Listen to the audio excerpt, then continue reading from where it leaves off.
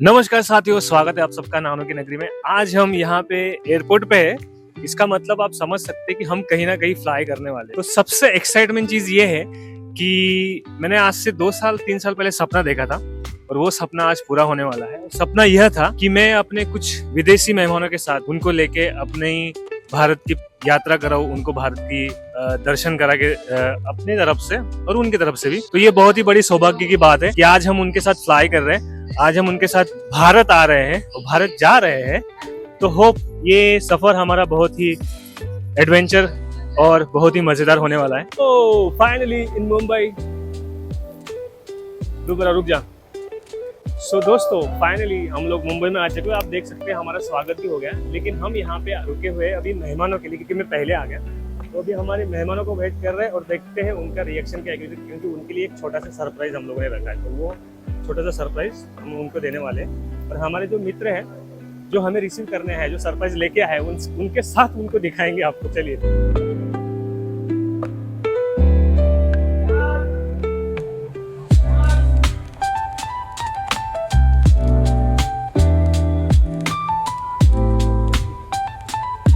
तो मेहमान आ रहे हैं, मेहमान आ गए हैं।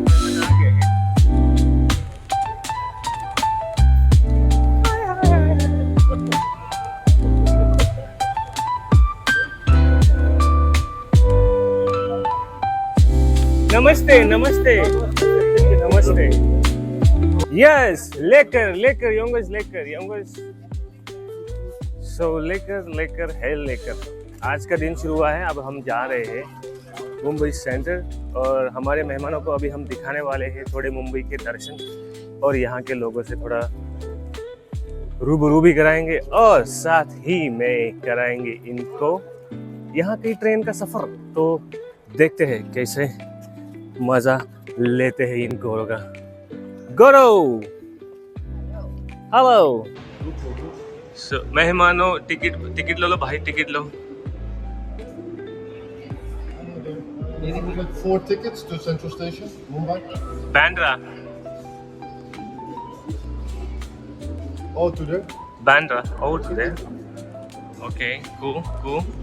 Oh, that went good. That went very fine.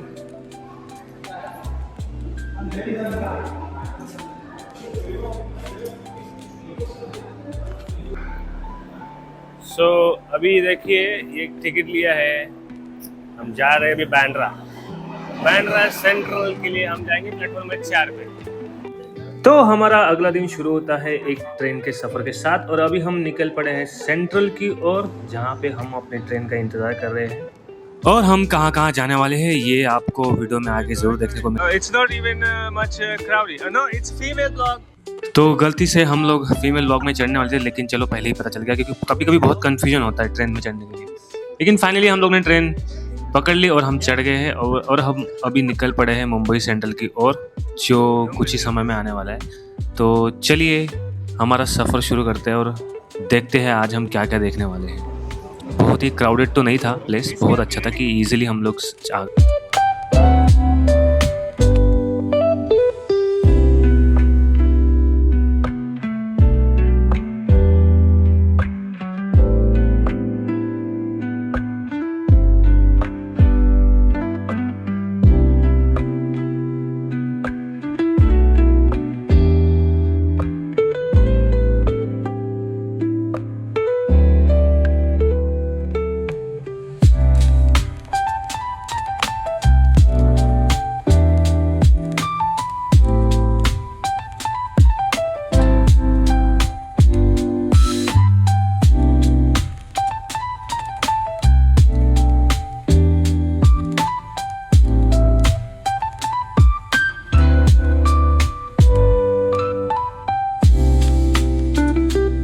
साथियों, ये एरिया साउथ मुंबई का है, जहां आपको ब्रिटिश टाइम की आर्किटेक्चर देखने को मिलती है। ये बिल्डिंग 100 साल से भी पुरानी है और आज भी परफेक्टली मेंटेन की गई है। यही रीज़न है कि यहाँ आकर आपको फॉरेन जैसा, मतलब मुझे तो फॉरेन जैसा ही फील आता है। और मुंबई एक बहुत ही बिजी सिटी है, यहाँ रोज़ लाखों लोग ट्रैवल करते हैं। लेकिन इस एरिया की खास बात ये है कि ये ऑर्गेनाइज और क्लासी रखता है। यहाँ आसपास कोई आपको बहुत सारे म्यूज़ियम देखने भी मिल जाएंगे, जैसे कि छत्रपति शिवाजी महाराज वास्तु संग्रहालय, जहाँ इंडिया की हिस्ट्री और आर्ट कल्चर को प्रिजर्व किया गया है। ये एरिया एक्चुअली मुंबई का कल्चर हार्ट माना जाता है। और फाइनली हम अभी वॉक कर रहे हैं towards to the India Gate, जो आपको थोड़ी देर में दिखने वाला है। और यहाँ पे आपको बहुत सारे चर्चेस भी दिखेंगे आपको, क्योंकि ये ओल्ड कैथेड्रल क्या बोलते हैं उसको, कैथोलिक लोग जब थे यहाँ पे, जब ब्रिटिश लोग थे, तो उन लोगों ने यहाँ पे उनके बहुत सारे इंफ्रास्ट्रक्चर यहाँ पे खड़े किए, जो आज भी खड़े, जो आप देख सकते हैं। और इसी के साथ हम लोग आगे वॉक के लिए निकल पड़े। ये आपने सुना होगा लंदन का एक टावर जिसमें घड़ी लगी, सेम ऐसा ही दिखता है यहाँ पे। देखिए हमारे मुंबई में भी है ये।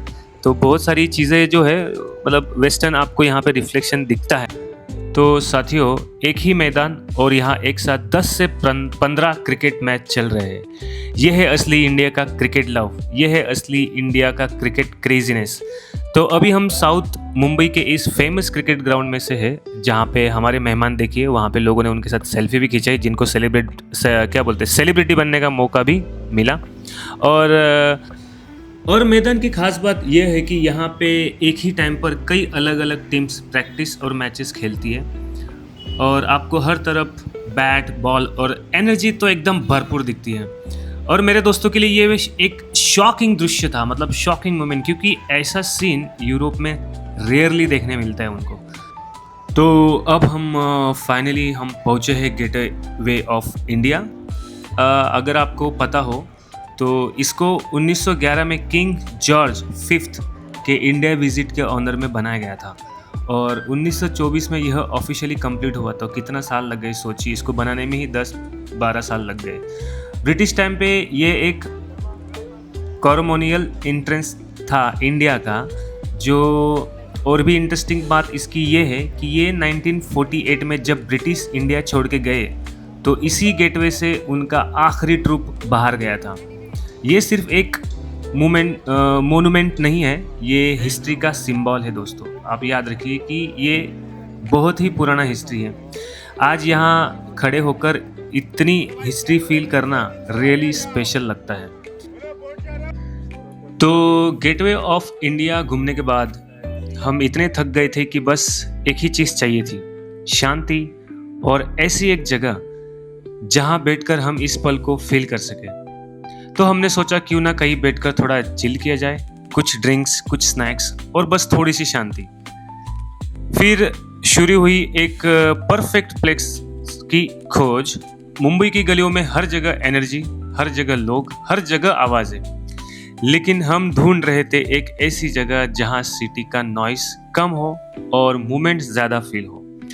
तो चलते चलते हम ऐसे ही रास्ते पे एक रेस्टोरेंट फाइनली ढूंढे, और उस रेस्टोरेंट में हम लोग थोड़ा चेक इन किए और बैठे और सोचे कि चलिए क्या यहाँ पे हमें वह शांति और वह सुकून के पल मिल सकते हैं।